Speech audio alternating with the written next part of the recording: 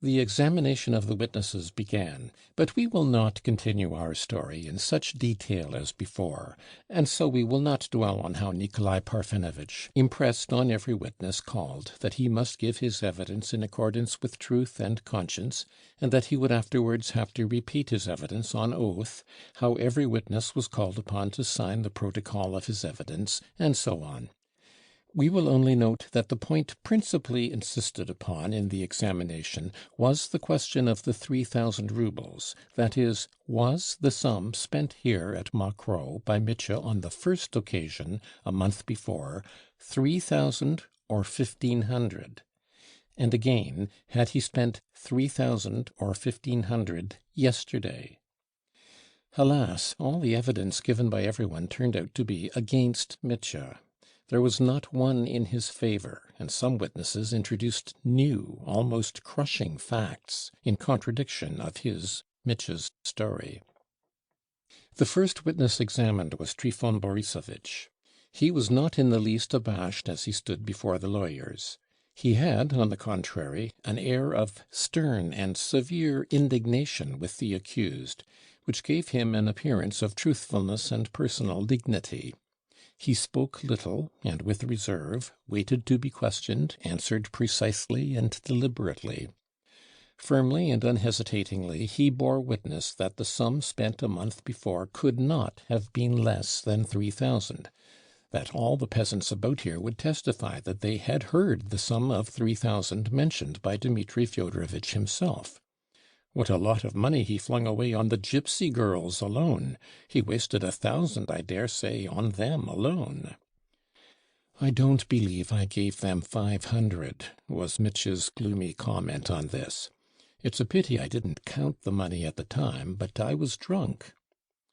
Mitya was sitting sideways with his back to the curtains. He listened gloomily, with a melancholy and exhausted air, as though he would say, "Oh, say what you like, it makes no difference now." "More than 1,000 went on them, Dmitri Fyodorovitch," retorted Trifon Borisovitch firmly. "You flung it about at random, and they picked it up. They were a rascally, thievish lot, horse-stealers. They'd been driven away from here, or maybe they'd bear witness themselves how much they got from you. I saw the sum in my hands myself. Count it I didn't, you didn't let me, that's true enough, but by the look of it I should say it was far more than 1,500. 1,500 indeed! We've seen money too, we can judge of amounts." As for the sum spent yesterday, he asserted that Dmitri Fyodorovitch had told him, as soon as he arrived, that he had brought 3,000 with him. "Come now, is that so, Trifon Borisovitch?" replied Mitya. "Surely I didn't declare so positively that I'd brought 3,000." "You did say so, Dmitri Fyodorovitch. You said it before Andrei. Andrei himself is still here. Send for him. And in the hall, when you were treating the chorus, you shouted straight out that you would leave your 6,000 here. That is, with what you spent before, we must understand. Stepan and Semyon heard it, and Pyotr Fomitch Kalganov, too, was standing beside you at the time. Maybe he'd remember it." The evidence as to the 6,000 made an extraordinary impression on the two lawyers. They were delighted with this new mode of reckoning. 3 and 3 made 6. 3,000 then, and 3 now, made 6. That was clear.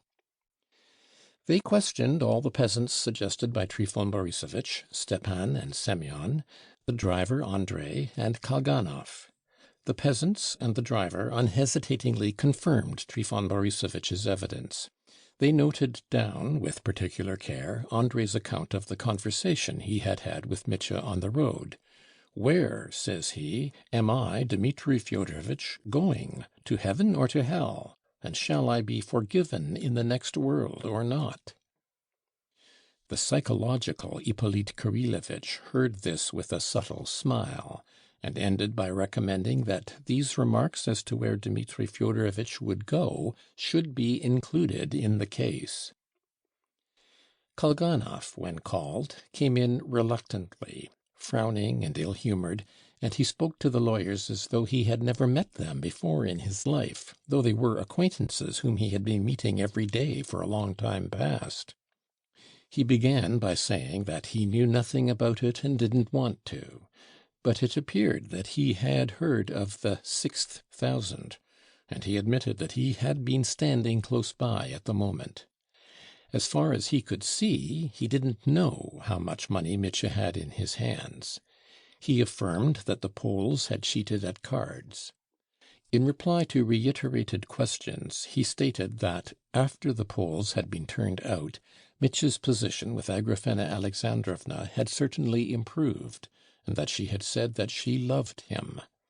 He spoke of Agrafena Alexandrovna with reserve and respect, as though she had been a lady of the best society, and did not once allow himself to call her Grushenka. In spite of the young man's obvious repugnance at giving evidence, Ippolit Kirillowitch examined him at great length, and only from him learnt all the details of what made up Mitscher's romance, so to say, on that night. Mitscher did not once pull Kalganov up. At last they let the young man go, and he left the room with unconcealed indignation. The Poles, too, were examined. Though they had gone to bed in their room, they had not slept all night, and on the arrival of the police officers they hastily dressed and got ready, realizing that they would certainly be sent for. They gave their evidence with dignity, though not without some uneasiness. The little Pole turned out to be a retired official of the 12th class, who had served in Siberia as a veterinary surgeon. His name was Musialowitsch. Pan Wróblewski turned out to be an uncertificated dentist. Although Nikolai Parfenovitch asked them questions, on entering the room they both addressed their answers to Mihail Makarovitch, who was standing on one side, taking him in their ignorance for the most important person and in command, and addressed him at every word as Pan Colonel. Only after several reproofs from Mihail Makarovitch himself, they grasped that they had to address their answers to Nikolai Parfenovitch only. It turned out that they could speak Russian quite correctly except for their accent in some words. Of his relations with Grushenka, past and present, Pan Musialowitsch spoke proudly and warmly, so that Mitscher was roused at once, and declared that he would not allow the scoundrel to speak like that in his presence. Pan Musialowitsch at once called attention to the word scoundrel, and begged that it should be put down in the protocol. Mitscher fumed with rage. "He's a scoundrel, a scoundrel! You can put that down. And put down, too, that in spite of the protocol I still declare that he's a scoundrel," he cried. Though Nikolai Parfenovitch did insert this in the protocol, he showed the most praiseworthy tact and management. After sternly reprimanding Mitscher, he cut short all further inquiry into the romantic aspect of the case, and hastened to pass to what was essential. One piece of evidence given by the Poles roused special interest in the lawyers. That was how, in that very room, Mitscher had tried to buy off Pan Musialowitsch, and had offered him 3,000 roubles to resign his claims, 700 roubles down, and the remaining 2,300 to be paid next day in the town. He had sworn at the time that he had not the whole sum with him at Mokroe, but that his money was in the town.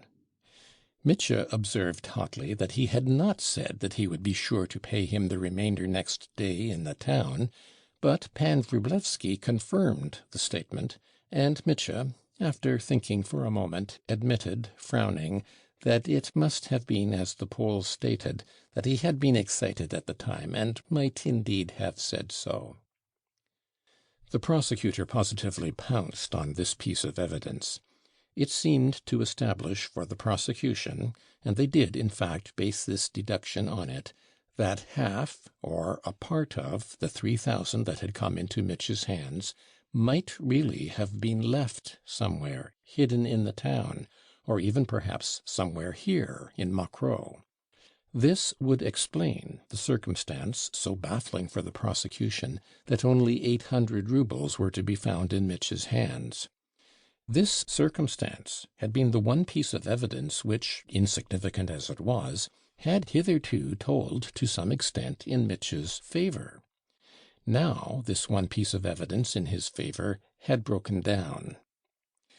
In answer to the prosecutor's inquiry where he would have got the remaining 2,300 roubles, since he himself had denied having more than 1,500, Mitya confidently replied that he had meant to offer the little chap not money, but a formal deed of conveyance of his rights to the village of Tchermashnia, those rights which he had already offered to Samsonov and Madame Holikov.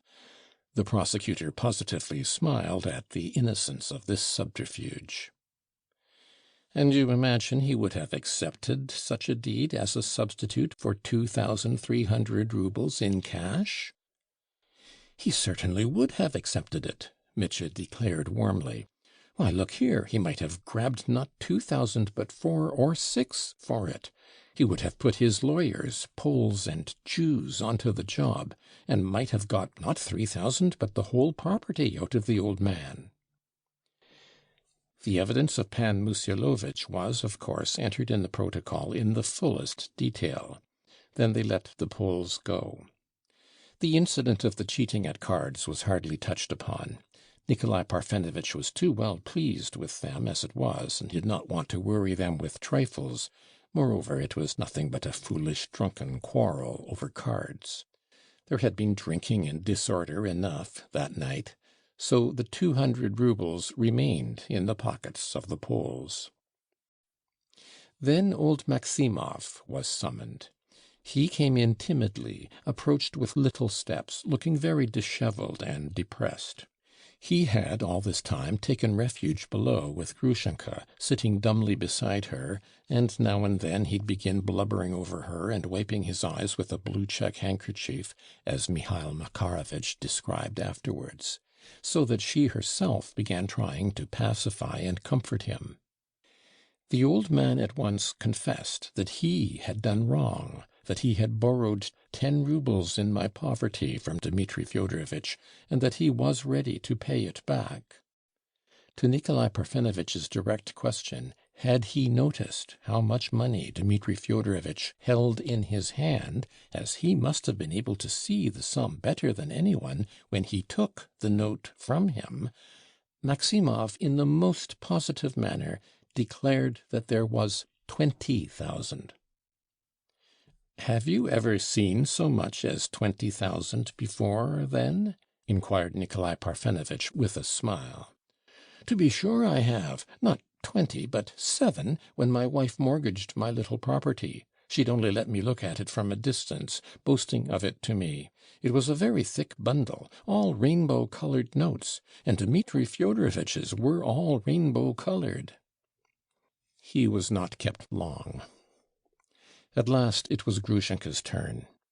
Nikolai Parfenovitch was obviously apprehensive of the effect her appearance might have on Mitya, and he muttered a few words of admonition to him, but Mitya bowed his head in silence, giving him to understand that he would not make a scene. Mihail Makarovitch himself led Grushenka in. She entered with a stern and gloomy face that looked almost composed, and sat down quietly on the chair offered her by Nikolai Parfenovitch. She was very pale, she seemed to be cold, and wrapped herself closely in her magnificent black shawl. She was suffering from a slight feverish chill, the first symptom of the long illness which followed that night. Her grave air, her direct, earnest look, and quiet manner made a very favourable impression on everyone. Nikolai Parfenovitch was even a little bit fascinated. He admitted himself, when talking about it afterwards, that only then had he seen how handsome the woman was, for though he had seen her several times before, he had always looked upon her as something of a provincial hetaira. "She has the manners of the best society," he said enthusiastically, gossiping about her in a circle of ladies. But this was received with positive indignation by the ladies, who immediately called him a naughty man, to his great satisfaction. As she entered the room, Grushenka only glanced for an instant at Mitya, who looked at her uneasily, but her face reassured him at once. After the first inevitable inquiries and warnings, Nikolai Parfenovitch asked her, hesitating a little, but preserving the most courteous manner, on what terms she was with the retired lieutenant, Dmitri Fyodorovitch Karamazov. To this Grushenka firmly and quietly replied, "He was an acquaintance. He came to see me as an acquaintance during the last month." To further inquisitive questions she answered plainly and with complete frankness that though at times she had thought him attractive, she had not loved him, but had won his heart as well as his old father's in my nasty spite; that she had seen that Mitya was very jealous of Fyodor Pavlovitch and every one else, but that had only amused her. She had never meant to go to Fyodor Pavlovitch, she had simply been laughing at him. I had no thoughts for either of them all this last month. I was expecting another man who had wronged me. But I think," she said in conclusion, "that there's no need for you to inquire about that, nor for me to answer you, for that's my own affair." Nikolai Parfenovitch immediately acted upon this hint. He again dismissed the romantic aspect of the case, and passed to the serious one, that is, to the question of most importance, concerning the 3,000 roubles. Grushenka confirmed the statement that 3,000 roubles had certainly been spent on the first carousal at Mokroe, and though she had not counted the money herself, she had heard that it was 3,000 from Dmitri Fyodorovitch's own lips. "Did he tell you that alone, or before someone else, or did you only hear him speak of it to others in your presence?" the prosecutor inquired immediately. To which Grushenka replied that she had heard him say so before other people, and had heard him say so when they were alone. "Did he say it to you alone once, or several times?" inquired the prosecutor, and learned that he had told Grushenka so several times. Ippolit Kirillovitch was very well satisfied with this piece of evidence. Further examination elicited that Grushenka knew too where that money had come from, and that Dmitri Fyodorovitch had got it from Katerina Ivanovna. "And did you never once hear that the money spent a month ago was not 3,000, but less, and that Dmitri Fyodorovitch had saved half that sum for his own use?" "No, I never heard that," answered Grushenka. It was explained further that Mitya had, on the contrary, often told her that he hadn't a farthing. "He was always expecting to get some from his father," said Grushenka in conclusion. "Did he never say before you, casually or in a moment of irritation," Nikolai Parfenovitch put in suddenly, "that he intended to make an attempt on his father's life?" "Ah, he did say so," sighed Grushenka. "Once or several times?" "He mentioned it several times, always in anger." "And did you believe he would do it?" "No, I never believed it," she answered firmly. "I had faith in his noble heart." "Gentlemen, allow me," cried Mitya suddenly. "Allow me to say one word to Agrafena Alexandrovna in your presence." "You can speak," Nikolai Parfenovitch assented. "Agrafena Alexandrovna," Mitya got up from his chair, "have faith in God and in me. I am not guilty of my father's murder." Having uttered these words, Mitya sat down again on his chair. Grushenka stood up and crossed herself devoutly before the icon. "Thanks be to thee, O Lord," she said, in a voice thrilled with emotion, and, still standing, she turned to Nikolai Parfenovitch and added, "As he has spoken now, believe it. I know him. He'll say anything as a joke or from obstinacy, but he'll never deceive you against his conscience. He's telling the whole truth. You may believe it." "Thanks, Agrafena Alexandrovna. You've given me fresh courage," Mitya responded in a quivering voice. As to the money spent the previous day, she declared that she did not know what sum it was, but had heard him tell several people that he had 3,000 with him. And to the question where he got the money, She said that he had told her that he had stolen it from Katerina Ivanovna, and that she had replied to that he hadn't stolen it, and that he must pay the money back next day. On the prosecutor's asking her emphatically whether the money he said he had stolen from Katerina Ivanovna was what he had spent yesterday, or what he had squandered here a month ago, she declared that he meant the money spent a month ago, and that was how she understood him. Grushenka was at last released, and Nikolai Parfenovitch informed her impulsively that she might at once return to the town, and that if he could be of any assistance to her, with horses, for example, or if she would care for an escort, he would be— "I thank you sincerely," said Grushenka, bowing to him. "I'm going with this old gentleman. I am driving him back to town with me, and meanwhile, if you'll allow me, I'll wait below to hear what you decide about Dmitri Fyodorovitch." She went out. Mitya was calm, and even looked more cheerful, but only for a moment. He felt more and more oppressed by a strange physical weakness. His eyes were closing with fatigue. The examination of the witnesses was at last over. They proceeded to a final revision of the protocol.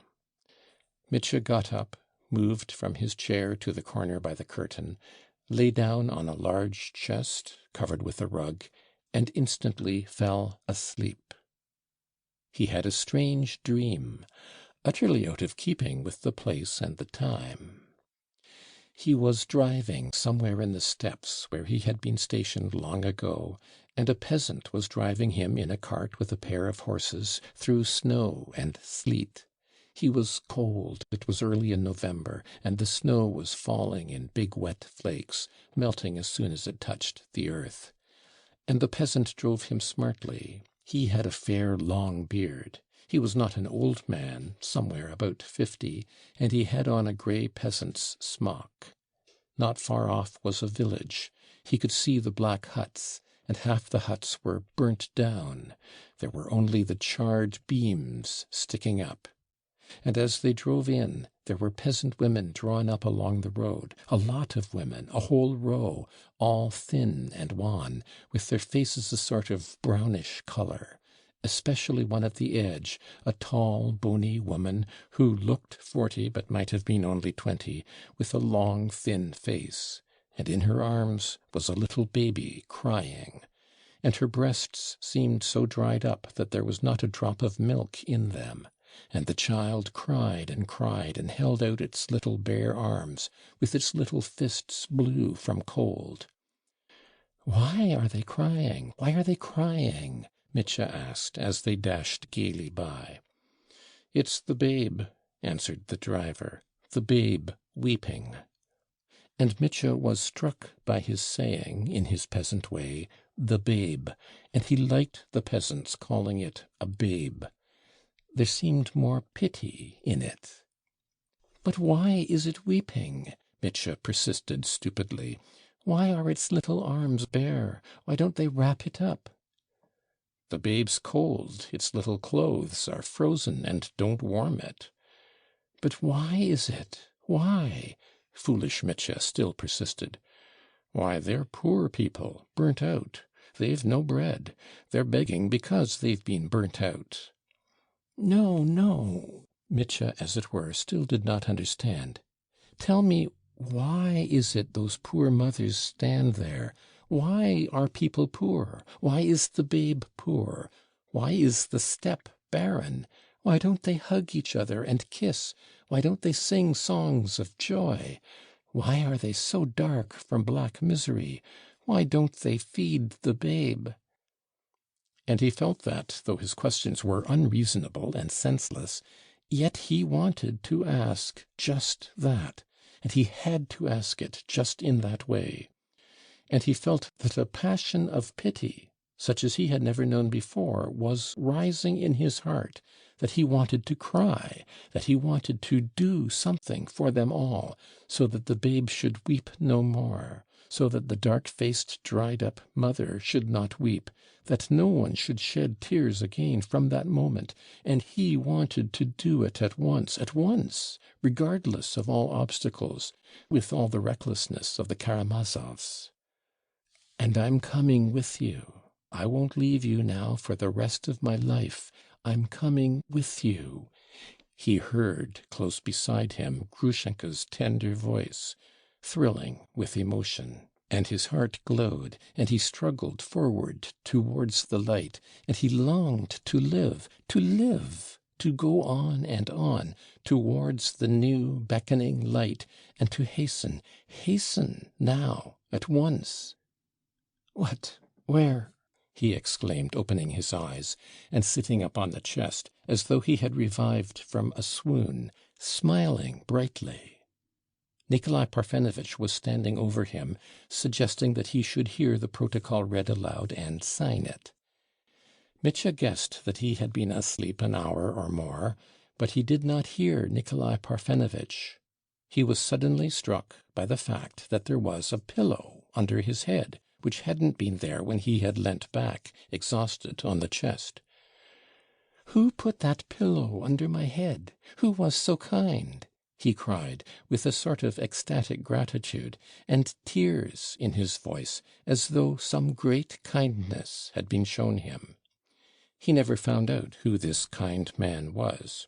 Perhaps one of the peasant witnesses, or Nikolai Parfenovitch's little secretary, had compassionately thought to put a pillow under his head. But his whole soul was quivering with tears. He went to the table and said that he would sign whatever they liked. "I've had a good dream, gentlemen," he said in a strange voice, with a new light, as of joy, in his face.